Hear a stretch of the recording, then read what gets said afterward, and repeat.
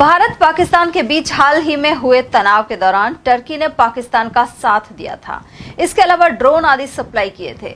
ऐसे में अलवर फल सब्जी मंडी आढ़त यूनियन की ओर से बायकॉट टर्की अभियान शुरू किया गया है। इसके तहत टर्की से आने वाले सेबों का बहिष्कार कर दिया गया है। अलवर के फल सब्जी व्यापारियों के अनुसार टर्की पाकिस्तान का साथ देकर भारत के खिलाफ अप्रत्यक्ष रूप से काम कर रहा है। इस तरह से वह आतंकवाद को बढ़ावा दे रहा है। सीज फायर के ऐलान के बाद से अलवर सहित देश में टर्की निर्मित उत्पादों का बहिष्कार प्रारंभ हो चुका है। साथ ही टर्की के सेब का अलवर फल मंडी ने भी बहिष्कार करने का निर्णय लिया है। इसे लेकर आढ़त यूनियन ने एक बैठक भी की। यूनियन महासचिव सौरभ कालरा सहित संरक्षक देवेंद्र छाबड़ा, अध्यक्ष कैलाश सैनी और व्यापारी अशोक कुमार ने इस बारे में जानकारी दी। साथ ही बॉयकॉट टर्की सेब के पोस्टरों को शुक्रवार से दुकानदारों को वितरित किया जा रहा है। जब से तुर्की ने पाकिस्तान का सपोर्ट करना किया और कामकाजी जो ड्रोन दिए उसको, जिससे भारत के ऊपर अटैक किया गया, तो उसके बाद में हमने पूर्णतया बहिष्कार कर दिया तुर्की के सेब का भी, और लोगों को प्रेरित करते हैं कि तुर्की घूमने भी नहीं जाए। इसमें इसलिए शुरू किया था, जो भारत और पाकिस्तान का जो हुआ था उसमें जो तुर्की ने पाकिस्तान का साथ दिया था, और उसका साथ देने के दिया था इसलिए जो उनका सेब हमारे यहाँ उसमें भारत में आता था, दिल्ली आता था, दिल्ली से हम अलवर मंडी में मंगाते थे। उन्होंने जो पाकिस्तान का साथ दिया, इसलिए हम उनका विरोध करते हैं, और विरोध करने के कारण हमने तुर्की का सेब बिल्कुल बंद कर दिया। अब कहाँ से सेब मंगा रहे हैं? तो दूसरे इलाकों से मंगा रहे सेब, तुर्की वाला बंद करके अफ्रीका का सेब वो आ रहा है, और भी इलाकों के आ रहे हैं, वो मंगा रहे हैं, कोल्ड स्टोर में रखा हुआ है। बाकी तुर्की का हमने माल बिल्कुल बहिष्कार कर दिया उसका। सर बिल्कुल, हम अलवर फल सब्जी मंडी आढ़ती यूनियन ने पूर्ण रूप से तुर्की के सेब का बायकॉट कर दिया है।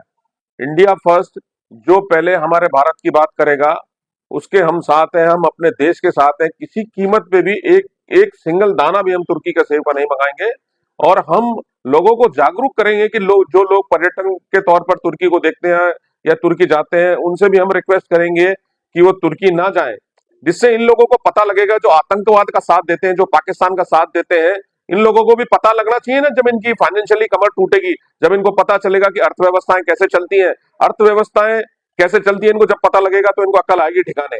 क्योंकि आतंकवाद अब नहीं सहन होगा, कोई भी सहन नहीं करेगा, कोई भी भारतवासी, कोई भी हिंदुस्तान वासी इस आतंकवाद को सहन नहीं करेगा। और जो भी हमारे देश के खिलाफ खड़ा होगा, हम उसके खिलाफ खड़े हैं।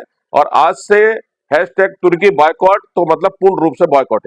अब कहां से अपन विकल्प के तौर पर हमारे पास सीए स्टोर में बहुत सारा सेब पड़ा अभी इंडिया के अंदर ही, हम इंडिया को प्रोत्साहित करेंगे।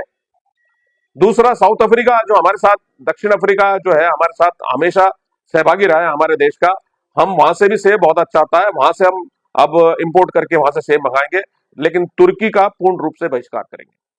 और जिस प्रकार अभी हमने देखा कुछ दिन पूर्व, जब आतंकवादियों द्वारा हमारे देश की सरहद में घुसकर जिस प्रकार हमारे देश के लोगों को मारा गया, और भारत ने उसका मुंह तोड़ जवाब देते हुए ऑपरेशन सिंदूर चलाया, और उस ऑपरेशन सिंदूर के अंदर हमने दुश्मन को उसके घर में जाकर किस तरह नस्ल नाबूद किया, उनके इरादों को वो पूरे देश ने देखा।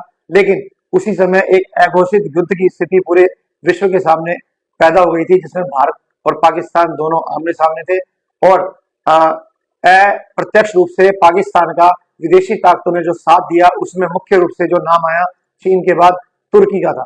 तुर्की वो देश है जिसको कोविड काल में हमने इतने हजार करोड़ रुपए की जो सहायता करी थी, उसके साथ साथ उसके इतने उत्पाद हैं जो हमारे भारत देश के अंदर आते हैं, और जिसका उपभोग हमारे भारत देश के द्वारा किया जाता है। उसी क्रम में हम हमारे द्वारा देखा गया है कि तुर्की का जो सेब है, जो इन दिनों बड़ा प्रचलन में है, वो हमारे देश के अंदर चल रहा था, क्योंकि तुर्की ने अपने ड्रोनों के माध्यम से पाकिस्तान का साथ दिया।